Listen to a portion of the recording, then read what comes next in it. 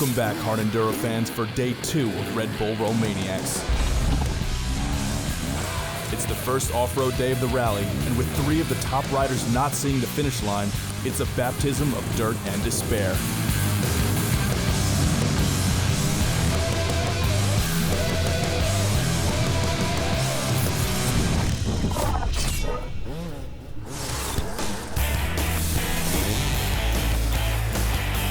The Day 1 prologue gave us plenty of carnage.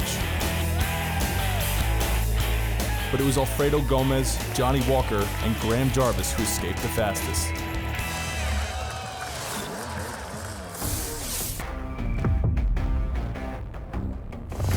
Now it's time for Off-Road Day 1, which features 159 kilometers of steep mountain terrain. For Hard Enduro's finest, it's all about playing catch-up. I start third. I choose that position from yesterday's prologue. I will try to catch Jonny and Graham. Should be a long day. I've heard it's hard early on and then gets easier later on in the day. Normally, between 5 and 7 hours, depending how difficult it is. And, we just don't know what's out there, so just follow the GPS and go for it. With Jarvis, Walker, and Gómez setting off first, they have little idea what's in store. As Walker will soon find out, there is something to fear in the unknown.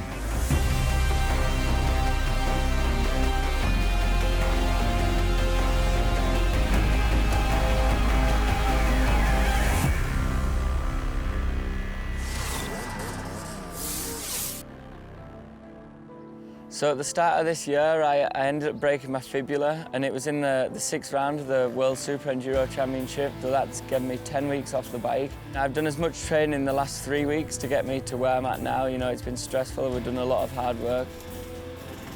Riding for 7 or 8 hours on your bike, you're absolutely done by the finish of the day.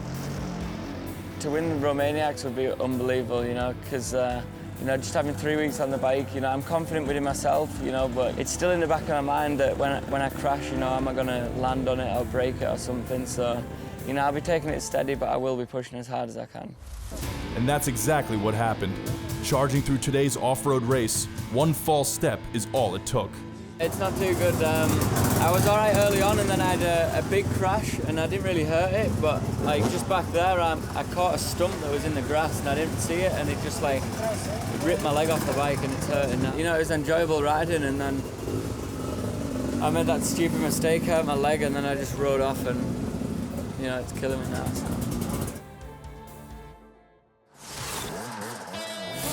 It's the first time Walker bows out of a race, but he won't be the last. As for Gómez, he picks up right where he left off, threading his way through the forest to catch Jarvis. However, it's the South Africans who are making the best time. Familiar with the rough terrain, Wade Young catches up with the leaders to take first into the service station. I knew I really had to push hard in the beginning before the riders started spreading out, so I managed to catch up to the guys in front, and I'm really happy where I am right now. Fellow countryman Travis Teasdale is right behind, the young gun eager to make his mark.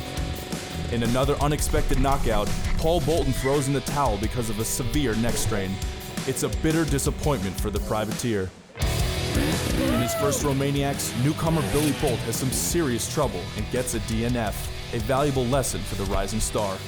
With 3 of Britain's best gone from the competition, it's anyone's race. Filling the void is Wade Young. With 7.5 hours on the saddle, he earns best time. Today was meant to be one of the easier days. I heard tomorrow's harder. Gómez finishes less than a minute behind, while Teasdale surprises the field with 3rd. It was really tough in the beginning, but after that, got into a good rhythm and just pushed really good. It's been a bitter day for the Brits, but Jarvis keeps hope alive as he finishes in a solid 4th place. With an action-packed first day on the mountains, Gómez still holds the overall lead. Let's see what Day 2 brings, as it's expected to be the hardest day in Romaniac's history.